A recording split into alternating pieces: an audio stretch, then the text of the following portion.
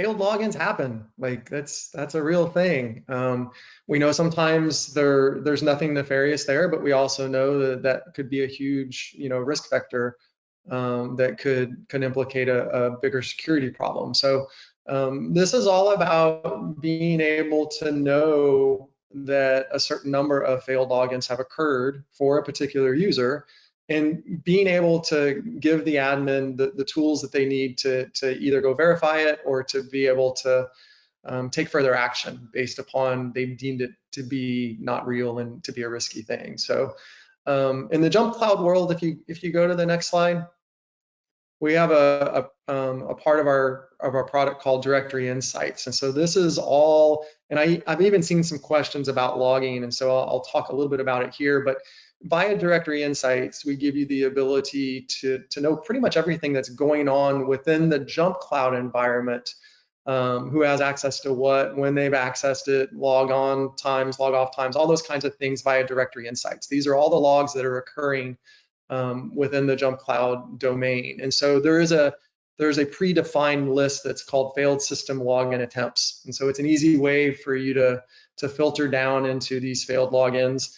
You could further filter down based upon time. You could filter down based upon the user and various attributes. But the thing I like about what we're going to show in a second is the ability to kind of set what that threshold should be and get a notification of what you need, that you have a large number of failed logins. So Anair, go ahead and take over.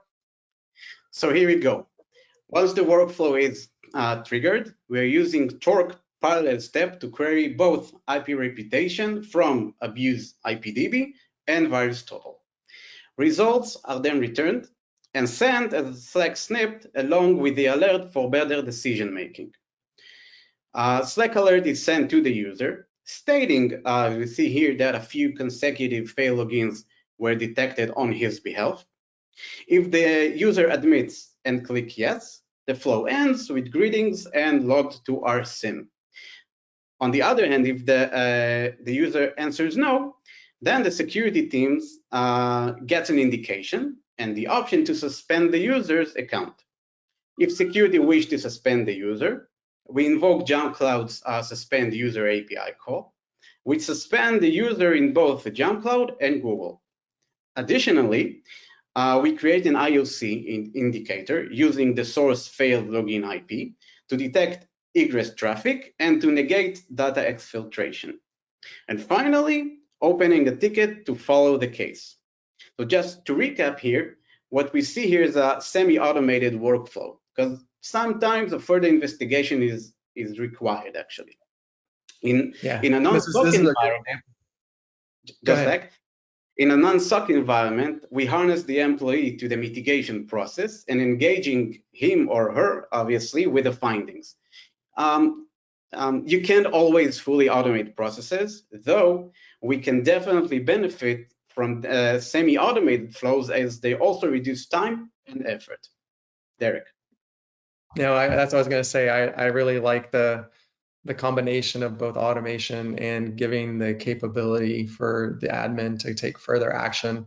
And we see cases like this all the time where it's not as easy as just it being fully automated. The goal, though, is to get to a manage by exception environment. And that's one of the things when you think about automation, you think about orchestration, is getting to that point where you're whittling down what you're touching to something as small as possible. Please subscribe and check out more content from us.